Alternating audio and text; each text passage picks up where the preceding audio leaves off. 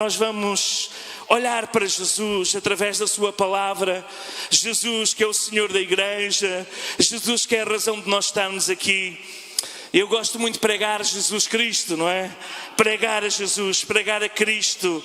E hoje vamos falar sobre, no primeiro capítulo de Marcos, alguns milagres que Jesus fez e aplicar essa ação de Cristo nas nossas vidas. Nós vemos que Jesus tinha uma disposição para curar. Eu vou repetir, Jesus tinha uma disposição para curar. Aleluia, é maravilhoso, não é? Jesus tinha uma disposição para curar. E ele disse isso mesmo também aos seus discípulos. Olha, vão, curem os enfermos. Ele tinha uma disposição para curar.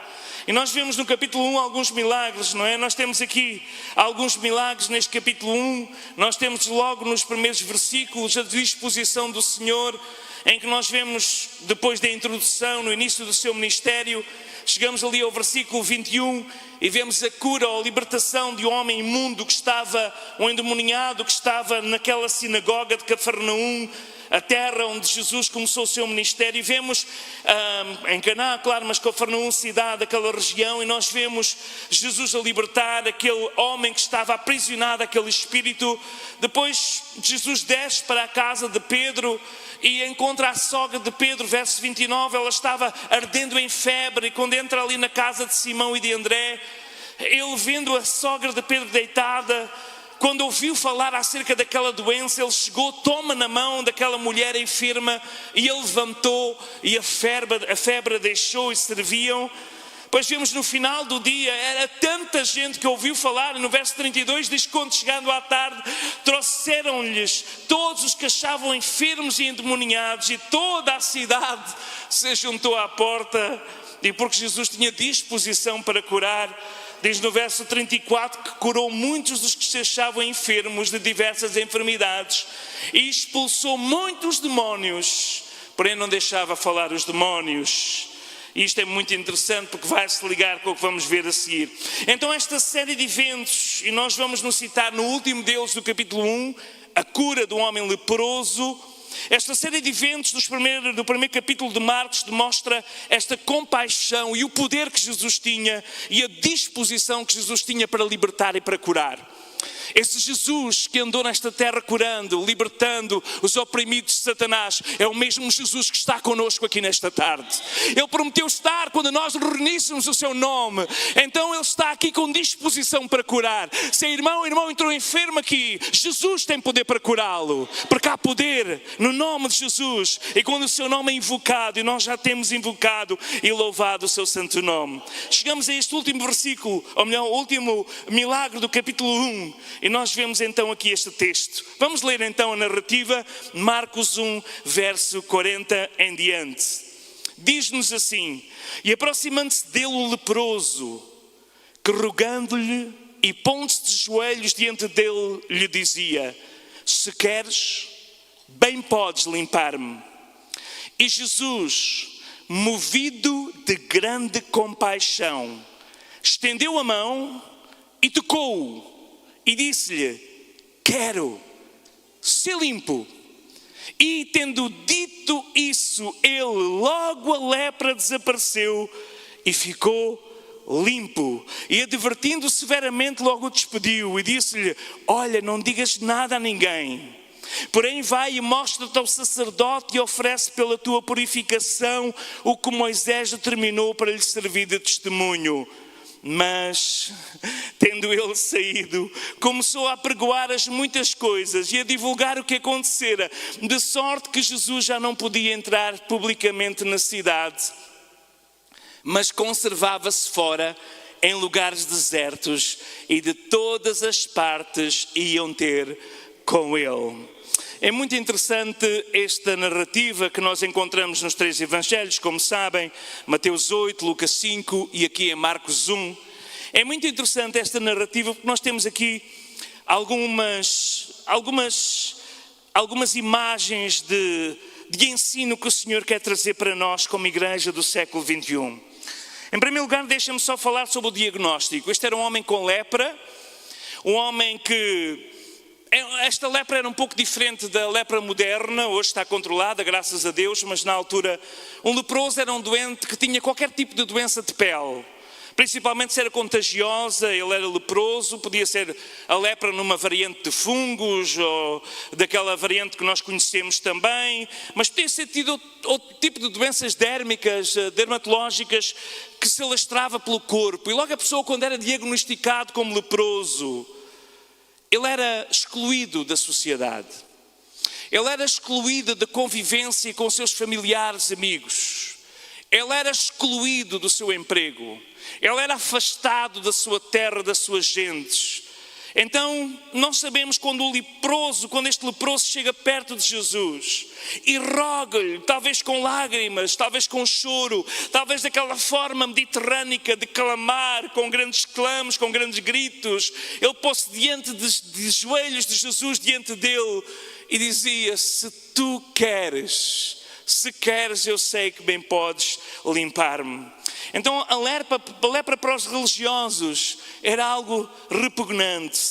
Era considerada das doenças imundas, mais repugnantes. Então os leprosos eram excluídos, não apenas socialmente, mas também da religião. Eram excluídos espiritualmente. E era muito natural que qualquer rabi, ou qualquer raboni, como ouvimos o irmão Zé Luís pregar a semana passada, qualquer mestre dos mestres, ao ver um leproso, ele iria dizer: afasta-te de mim, foge de mim. Leproso, eles tinham que sinalizar com sinos, com ruídos. As suas vestes tinham que ser vestes de mendigos, mesmo que fossem pessoas de posses, porque eles tinham que se destacar da sociedade, destacar do grupo, como gente que não era digna de toque, nem podia ser tocada, nem digna de atenção. Mas este homem olhou para Jesus e clamou a Jesus. Então nós vemos que, segundo a religião, quem toca no leproso ficava também impuro. Então veja só a audácia deste homem a chegar diante do Raboni, mestre dos mestres, e a pedir-lhe que o limpasse. Quando o homem pede a Jesus para o purificar ou limpar, ele está a pedir muito mais do que uma cura física. Ele está a pedir que o libertasse da prisão em que ele estava a viver. Ele está a pedir que pudesse novamente voltar à vida social, à vida familiar, à vida profissional, voltar a viver. Porque na prática ele era, como agora pintam as séries modernas, como um Walking Dead, como um morto andante. Porque ele já estava morto para a sociedade, ele já estava morto para a família, ele já estava longe de todos, isolado. Mas encontrou-se em Jesus, o Senhor da vida, a esperança, a expectativa de alguma coisa que podia mudar o seu cenário, para o qual não havia solução na medicina nem na religião. Jesus toca no leproso. Jesus toca no leproso. Diz no verso 41 que Jesus, movido de íntima compaixão, estendeu a mão e tocou. Mas tocou. Jesus toca no leproso. Todas as narrativas paralelas mencionam este facto. O facto de Jesus tocar. Jesus estendeu a mão, diz lá em Mateus 8:3, estendendo a mão tocou nele, disse: eu quero ser curado, fui limpo. E nós vemos aqui em Marcos a mesma coisa. Jesus, movido de íntima compaixão, estendeu a mão, tocou e disse: eu quero ser limpo. Meus amados, isto é tão importante para nós, porque mesmo Lucas, médico, ele sabia muito bem o peso que ficava nesta narrativa. Para os religiosos que queriam seguir o Mestre Jesus, o que Jesus tocou num leproso? Isto era um sinal de escândalo, isto era um sinal impensável. Mas os 3 evangelistas que narram o milagre fazem questão de dizer que Jesus tocou no leproso. Porque esta ação de Jesus tocar no leproso, algo que era proibido pela lei judaica, mostra a sua disposição de ir além de convenções religiosas, de ir além de limites religiosos, porque a sua compaixão ultrapassava os limites da religião e a sua autoridade ultrapassava os limites daquilo que era imposto pela sociedade. A cura não é apenas um ato de poder. Neste caso, a cura, o toque é um ato de identificação. Jesus identifica-se com o sofrimento do leproso. Jesus identifica-se com o sofrimento da humanidade. Jesus identificou-se com o meu sofrimento na cruz do Calvário. Jesus identifica-se contigo, Ele identifica-se conosco. Jesus continua-se a identificar. Mas aquilo que me movia, deixem-me fazer um parênteses, não está na pregação, é a grande compaixão. Aquilo que parece que esgotar-se na igreja do século XXI, a grande compaixão. Jesus não apenas tocou para restaurar da cura, mas Jesus restaurou o homem não só fisicamente, mas socialmente e religiosamente. Porquê é que Jesus tocou? Eu ao ler este milagre, cada vez que leio este milagre, eu penso que já preguei algumas vezes sobre este milagre. Mas porquê que Jesus tocou? Marcos escreve no primeiro capítulo, Lucas no capítulo 5, Mateus no 8, mas no início do ministério Jesus tocar no leproso. Porquê que Jesus tocou? Jesus ao tocar no leproso, estava a manifestar que o seu ministério é um ministério de relacionamentos. Ele veio restabelecer relacionamentos. Ele veio restabelecer o relacionamento quebrado entre nós e o Deus Santo e puro. Quando o nosso pecado fazia barreira entre nós e Deus e impedia Deus de nos escutar, Ele veio restabelecer este relacionamento pelo seu sangue no novo vivo caminho. Mas aqui, Jesus veio também restabelecer relacionamentos.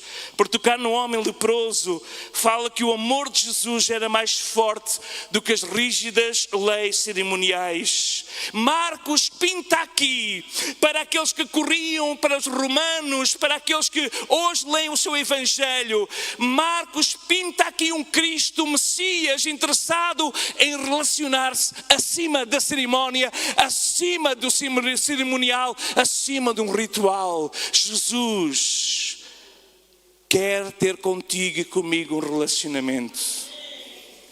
Foi isso que fez com que Deus criasse Adão e Eva com liberdade de escolha. Porque relacionamentos forçados não são relacionamentos.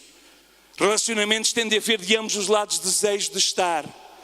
E Deus deu liberdade a Adão e Eva para escolherem se queriam estar ou não queriam estar.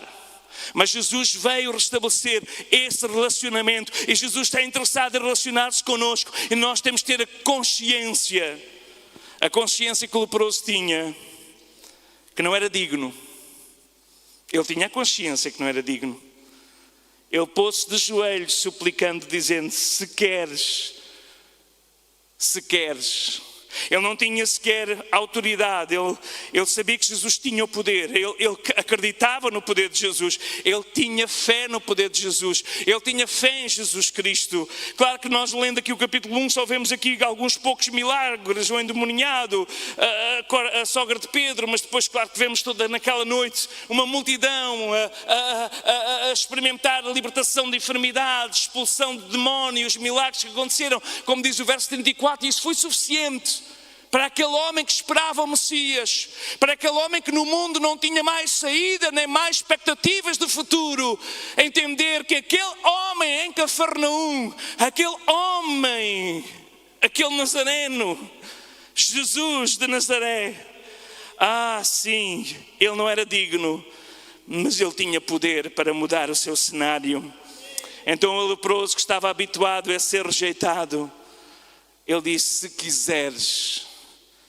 Ele estava habituado a ouvir não. Ele só tinha ouvido não até então. Não há mais solução. Não podes estar mais com a tua mulher caso fosse casado. Não podes mais tocar nos teus filhos caso sejas pai. Não podes mais tocar na tua mãe caso sejas filho e todos são filhos. Não podes mais ir trocar nas ferramentas do teu trabalho. Ele estava habituado a ouvir o não como a palavra final. Mas agora, na sua expectativa, na pessoa certa, na sua fé, ele olha para Jesus e diz: se queres, bem podes limpar-me. E aquele homem que se sente indigno, houve a resposta do Senhor que é digno de honra e glória, dizendo: eu quero. Mas não ficou pelo eu quero. Isto que é lindo no cenário é que Jesus, movido de íntima compaixão, é algo que vem de dentro, porque os olhos, ao olharem para o leproso, traziam uma imagem do homem impuro, repugnante, com vestes rotas, sujas, como eles tinham que vestir, pelo menos rotas, revestas de mendigo. Nós não vamos ler, mas se fossem ler lá em Levítico, o que é que os leprosos, como é que eles tinham que se vestir e se comportar para assinalar a sua doença repugnante. Jesus não se moveu pela vista, mas moveu-se por aquilo que estava no seu coração. O grande amor de Deus à humanidade perdida. E Jesus moveu-se de íntima compaixão. E o que falta à igreja, como dizia há pouco, é esta íntima compaixão. Nós olhamos pelos olhos para as pessoas e dizemos: não merecem nada. Eles não merecem ser ajudados. Eles não merecem ser perdoados. Olhamos com os nossos olhos e dizemos: eles não merecem. E às vezes até damos por nós a dizer palavras como: eles merecem a ser atados a um pinheiro e arderem juntamente com a floresta. O Senhor tenha misericórdia de nós, porque o nosso senso de justiça, baseado na visão, nos olhos, naquilo que vemos, é isso que tem bloqueado a igreja e leva a igreja às vezes para movimentos políticos que são contrários ao movimento de Jesus Cristo, ou para reações e ações contrárias à natureza divina, porque Jesus nunca se moveu por aquilo que viu, mas por aquele sentimento que era o sentimento motor do seu ministério, a íntima compaixão. Ainda que os olhos digam que ele não é digno, que eu me aproxime, muito menos que lhe toque, antes de eu limpar, eu vou restaurar esta comunhão e aquele toque de Jesus. Quando eu chegar ao céu, eu vou perguntar ao ex-leproso sem nome: qual foi, o que é que ele sentiu quando Jesus lhe tocou? Eu não sei se ele estava leproso há meses, há anos, há décadas ou há dias. Quanto tempo ele esteve sem ser tocado? E Jesus tocou. Ele estava de joelhos. Eu não sei se Jesus lhe tocou na cabeça. Eu não sei se Jesus tocou no coração. Eu não sei se ele tinha o nariz ainda, os olhos, se ele tinha tudo normal, porque o leproso todo o corpo ia apodrecendo. Eu não sei como é que ele estava, mas Jesus tocou e aquele toque fez toda a diferença. E o que falta à igreja é tocar nessas pessoas que à vista não são merecedores, mas a igreja tem que ser movida por esta íntima compaixão que vem de dentro e não dos olhos, que fez com que Deus amasse esta humanidade perdida, amasse alguns de nós que tínhamos conhecimento da santidade, das regras bíblicas e do temor do Senhor, e nos misturámos no meio do pecado, mas Ele nos amou mesmo sujos e imundos e nos chamou para perto de si e nos abraçou e nos perdoou. E Jesus tocou-nos, Jesus tocou-nos, Jesus tocou-me. Oh, aleluia, o amor é mais forte. Mas as palavras eu quero respondem diretamente à dúvida do leproso. Eu quero. Responde à vontade do Senhor. Ele não hesita. A sua vontade é clara. Ele veio para restaurar, curar. Então a ordem é: eu quero ser curado, ser limpo, aleluia. E esta ordem tem um duplo significado, porque a cura da física da lepra era importante, mas a restauração social e religiosa era igualmente importante para o homem. E Jesus fez questão que ele se lembrasse disso, porque ele diz ao seguir ao homem, depois da lepra, imediatamente diz que, tendo ele dito isto, logo, não demorou, o processo não foi um processo longo.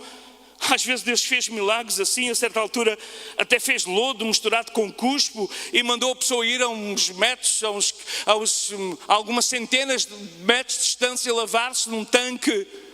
Mas aqui não, aqui foi instantâneo. Diz que assim que Jesus disse, quero ser limpo, logo a lepra desapareceu e ele ficou limpo. Mas tinha de haver mais alguma coisa. A limpeza da doença, a cura da doença era importante, mas a restauração do homem à sociedade era igualmente importante, porque ele não veio apenas para curar, ele veio para restaurar o que se havia perdido. Então ele veio para restaurar, ele disse: olha, não digas nada a ninguém. Faz o seguinte, vai, mostra-te ao sacerdote, oferece pela tua purificação que Moisés determinou para lhe servir de testemunho. Aquela cura instantânea, poderosa, foi cura para o corpo, mas foi cura para a alma, porque o corpo é aquilo que nós usamos, mas a alma é quem nós somos, e o seu corpo estava pudrificado pela lepra, mas a sua alma estava ferida pelo isolamento social, e Jesus não apenas curou o seu físico, mas quis curar a sua alma, e diz: vai, mostra-te ao sacerdote, faz a oferta da lei, para que recebas o selo que estás puro, para que possas novamente adorar no templo, para que possas novamente voltar a casa com a família, para que possas voltar ao teu trabalho, porque eu quero que tu sejas restituído à sociedade e possas então glorificar a Deus que te fez este tão grande milagre. Em Mateus 8,3 descreve que a cura do leproso é dos momentos mais comoventes e significativos do ministério de Jesus. O comentário que eu estava a ler sobre Mateus 8,3 diz que Jesus estendeu a mão e tocou nele. E a ação aqui mais importante é essa, o foco está aí, não tanto na cura, mas no toque, que rompe as barreiras físicas, sociais, espirituais que a lepra impunha. O significado deste toque: cura instantânea, num momento para o outro, confirmando a autoridade de Jesus sobre a doença e a impureza. A autoridade do Yeshua, do Messias, do Filho de Deus, do Verbo que se fez carne. A autoridade e a ação da palavra de Jesus. Quero ser limpo, e instantaneamente ele é limpo. Então, em resumo, a cura do leproso não é apenas um milagre de cura, mas um ato que simboliza a missão de Cristo na terra. Eu vou mais longe. Um ato que deve de inspirar a missão da igreja na terra: purificar o impuro, restaurar o marginalizado e mostrar que a sua compaixão e autoridade superam todas as barreiras humanas. Então é isto que o toque de Jesus nos prova: a prova visível da sua compaixão, a prova visível do seu poder para restaurar completamente corpo e alma. Agora vejam que nós temos aqui uma segunda parte escondida sobre o foco do ministério de Jesus. Eu comecei por dizer que Jesus tinha disposição para curar, mas o foco de Jesus não era curar. O foco de Jesus era ensinar. E foi isso que ele mandou à igreja. Ele diz: olha, curem, mas vão e ensinam, façam discípulos em todas as nações. A cura é importante porque mostra a autoridade de quem nos comissiona para a mensagem, para o ensino. Mas a advertência de Jesus, no verso 43, diz que advertiu severamente. Advertiu dizendo: não digas nada a ninguém. É muito interessante porque eu nunca tinha lido nesta perspectiva, e quando estava a preparar, de repente fez aqui uma luz nesta frase. Não mostres, não fales com ninguém, porque nós, quando estamos a ler o capítulo todo 1 de Marcos, nós vemos que o texto começa por dizer, ou melhor, termina por dizer que Jesus já nem conseguia entrar na cidade.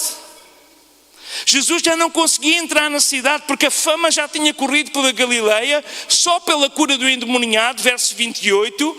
Jesus sai da sinagoga, cura a sogra de Pedro e a fama se espalha, verso 32. E então vem uma multidão e diz no verso 35 que Jesus teve que sair para um lugar deserto, e Jesus estava ali no lugar deserto, e termina este texto que nós estamos a ler no verso 42, em que ele teve que já não conseguia mais entrar publicamente na cidade, mas conservava-se fora em lugares desertos.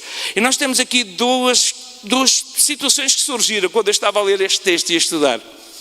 Primeira, o foco de Jesus, ainda que ele tinha disposição para curar, o foco de Jesus era ensinar, era fazer discípulos, como deve ser o foco da igreja. Jesus não queria que os demónios, vimos lá no primeiro texto anterior, ou melhor, no texto anterior, que Jesus não queria que os demónios o denunciassem como filho de Deus. Jesus não permitia que os demónios dissessem que ele era, porque os demónios conheciam muito bem quem era Jesus, e Jesus mandava calar os demónios para não dizerem que ele era. Jesus adverte o leproso, aqui ele é advertido para não contar nada, pelo contrário, vai lá ao sacerdote, mostra-te, porque Jesus sabia que ao correr aquela fama pelo mundo, Jesus sabia claramente qual é que era o percurso que ele tinha que percorrer. Ele tinha um grupo de homens que ele estava a juntar à sua volta, e algumas mulheres que se juntavam no grupo, queriam receber todo o ensino de uma escola de 3 anos e alguns meses, em que queria preparar o movimento de Jesus Cristo que seria transportado para hoje, para este lugar que nós estamos a ensinar. E Jesus sabia que não podia ser anulado essa classe de ensino, este curso de 3 anos. E se toda a gente soubesse e chegasse aos ouvidos dos religiosos mais cedo, todo aquele processo de falsos testemunhos, de julgamentos e de crucificação podia ser antecipado, e Jesus sabia que o tempo ainda era para dedicar-se aos seus discípulos e ao ensino, porque Jesus tinha a sua própria agenda. A sua agenda era pregar o Evangelho. A sua agenda era anunciar o Evangelho do Reino. A sua agenda era um pouco mais do que fazer curas, ainda que era importante o discipulado dos apóstolos, os seus seguidores era imperativo. Ele, mais do que ser um curandeiro, ele seria o Raboni, como vimos a semana passada, o mestre dos mestres. Então Marcos diz que Jesus o advertiu severamente. Marcos utiliza a expressão severamente, porque Jesus ainda tinha muito para pregar e ensinar. E a cura da alma era mais importante do que a cura do corpo. E o toque simboliza também a importância da cura da alma, primeiro do que a cura do corpo. Os irmãos lembram-se quando foi o paralítico de Cafarnaum também? Ele desce, trazido pelos seus 4 amigos do telhado. E quais são as primeiras palavras de Jesus? Perdoados são os teus pecados. Jesus sempre mostrou, às vezes eu sei claro que os descrentes são atraídos pelos milagres. E encheram a Neves Ferreira, como nós ouvimos na história e na narrativa histórica da nossa igreja, quando até ambulâncias traziam doentes para serem curados num movimento de Jesus Cristo. Mas muitas dessas pessoas que foram curadas no seu corpo, infelizmente alguns deles acabaram seus dias e hoje estão no inferno, apesar de terem cura do corpo, não tiveram da alma. Claro que a maior parte das curas foram tão impactantes, mas eu conheço pessoas que foram curadas por Jesus e que hoje estão longe de Jesus. Então nós precisamos entender o foco. Jesus quer curar a nossa alma, sarar a nossa alma, sarar o nosso relacionamento com Deus, de tal maneira que nós entendamos que o nosso relacionamento com o Pai é o mais importante do que prazeres, mais importante do que relacionamentos terrenos, mais importante do que dinheiro na conta, mais importante do que cura do corpo. A nossa certeza de que fechando os nossos olhos aqui nós vamos estar eternamente com o Senhor é o mais importante. E o ensino era importante, as curas eram pontuais, mas o ensino era sequencial e cotidiano, e era focado em pessoas, no sentido de multiplicar essas pessoas. E quando Timóteo depois recebe de Paulo dizer: o que recebeste de mim, passa a pessoas idóneas para que possam passar a outras pessoas. E graças a Deus que os discípulos entenderam o foco, mas nós como igreja temos que manter o foco. E o foco de Jesus era este: fazer discípulos, restabelecer relacionamentos perdidos. Nas semanas passadas, várias vezes que utilizei este púlpito, eu falei que o foco de Jesus tem que ser o foco da igreja. Podemos e devemos ter trabalho social, mas manter o foco. Podemos e devemos ajudar os pobres, mas manter o foco. E o foco é fazer discípulos de Jesus Cristo. Qualquer trabalho social que não tenha este foco. Eu lembro-me quando nós começámos em Évora, o trabalho social, naquele bairro carenciado, marcou o nosso ministério. Graças a Deus por essa experiência.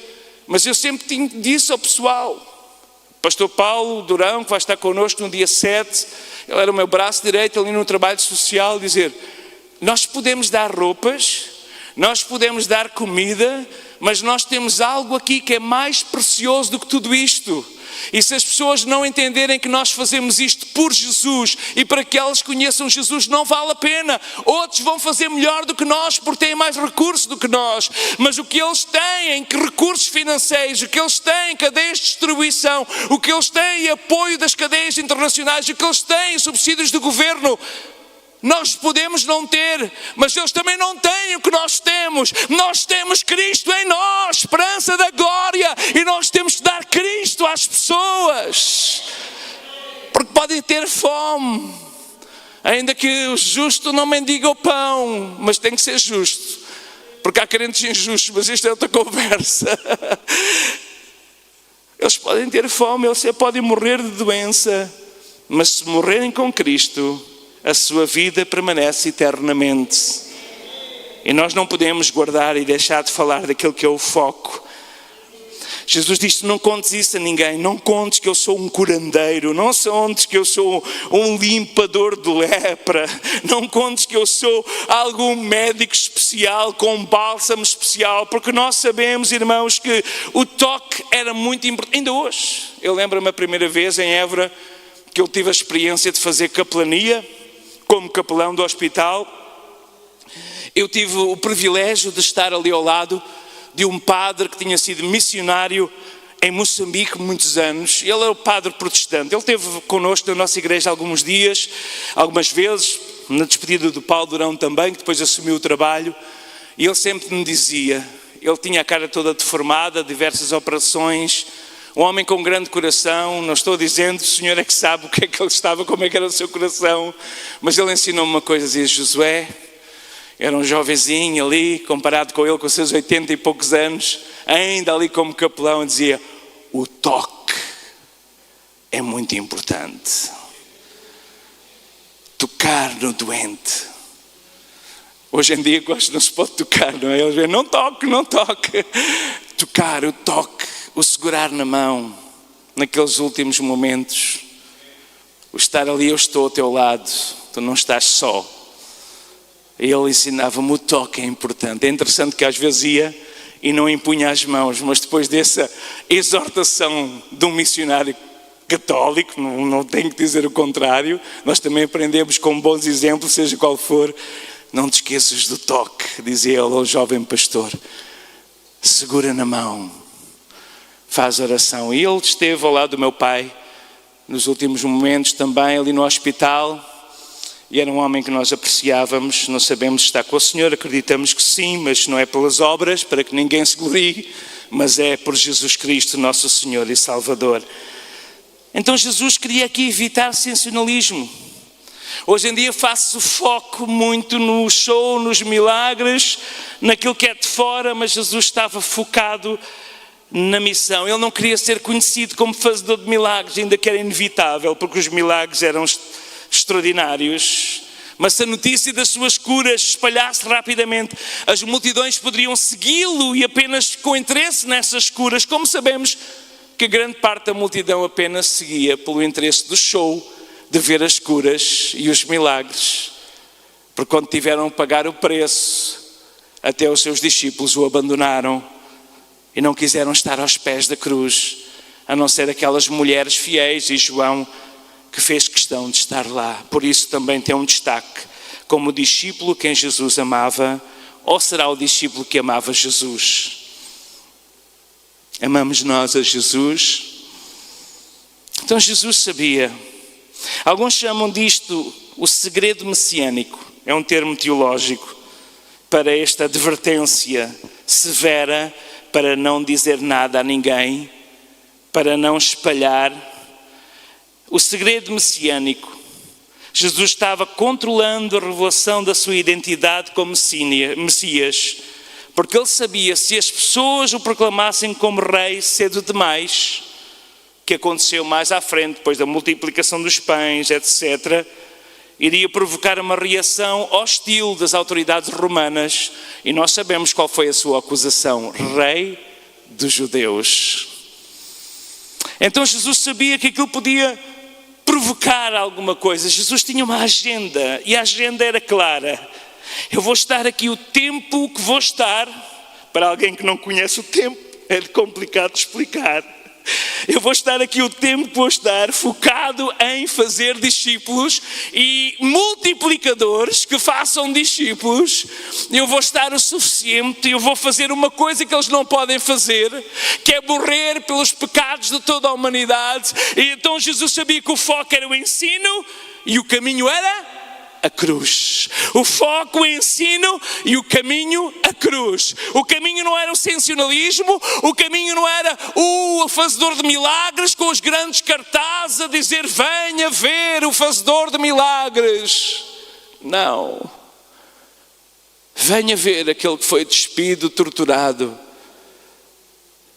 Diz que voltavam o rosto, não conseguiam olhar para Jesus. Mas eu dou graças a Deus que alguns que olharam para Jesus entenderam isto. Jesus manteve o foco. Nesta manhã, meus queridos, ou melhor, nesta tarde, meus irmãos amados, nós temos que entender o seguinte: o foco da igreja continua a ser o mesmo. Jesus tem todo o poder para curar, para libertar, e nós pregamos isso no nome de Jesus. Mas que o nosso foco não seja esse, mas que o nosso foco seja o foco de Maria, porque a maior parte de nós, eu sou a Marta, não aquela Marta tão querida que está ali atrás, mas a Marta da cena, que é tentar impressionar Jesus pelo serviço.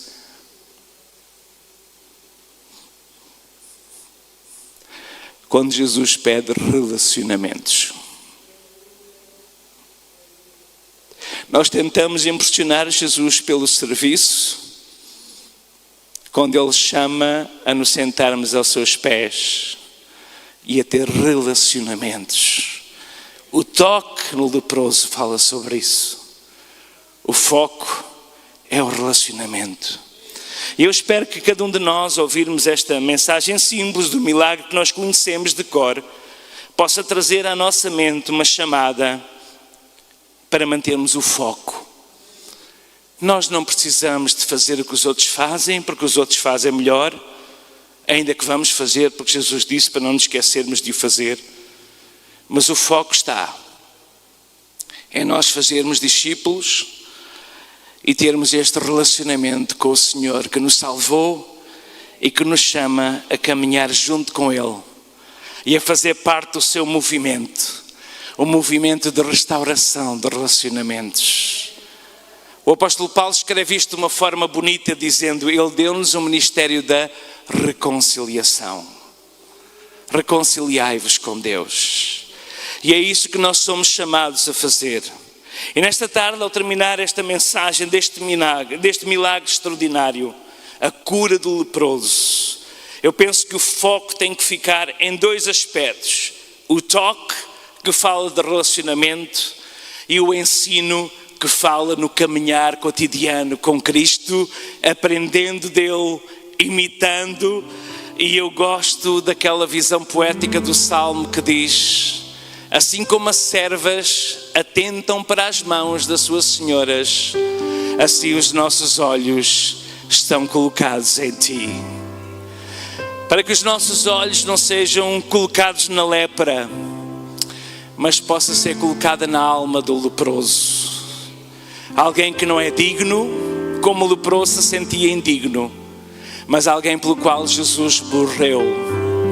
E Deus é Deus de milagres e quer nos usar a nós para fazermos parte deste ministério de reconciliação, deste ministério de relacionamentos. A vida cristã termina à volta de uma mesa numa boda. Na sexta-feira nós estivemos no casamento do Levi, a celebrar ali o casamento do Levi e da Karina, que vão regressar daqui a 15 dias à igreja. E sentámos-nos na mesa. A nossa mesa era uma mesa de obreiros, colocaram-nos na mesa dos obreiros, a mesa 7, mesa de relacionamentos. E eu estava-me a lembrar que é isso que o Senhor nos chama. E o nosso desejo para esta nova fase da igreja depois do verão é que nós possamos descobrir e fazer prazer nisso. É nos sentarmos com o irmão, conhecer a sua história e termos relacionamentos. Mas principalmente o nosso relacionamento tem que estar no Senhor. E o nosso foco está em aprender dele. Amém? Vamos ficar de pé. Vamos deixar o Espírito Santo falar connosco nesta tarde. Talvez nesta tarde nos sentimos, alguns se sentem dignos. Outros se sentem indignos. Mas o Senhor quer tocar na tua vida, na tua alma. Alguns se sentem desprezados, afastados, excluídos, marginalizados. Uns pela idade, uns talvez pela situação pessoal ou familiar. Outros talvez pela situação até mesmo étnica se sentem excluídos. Outros talvez pela situação profissional se sentem excluídos. Nesta tarde, Jesus de Nazaré passa e mais do que curar aquilo que é exterior, Ele quer tocar-te e dizer que quer ter um relacionamento contigo. E nós vamos devolver de volta dizendo: Senhor, eu também me quero relacionar melhor contigo.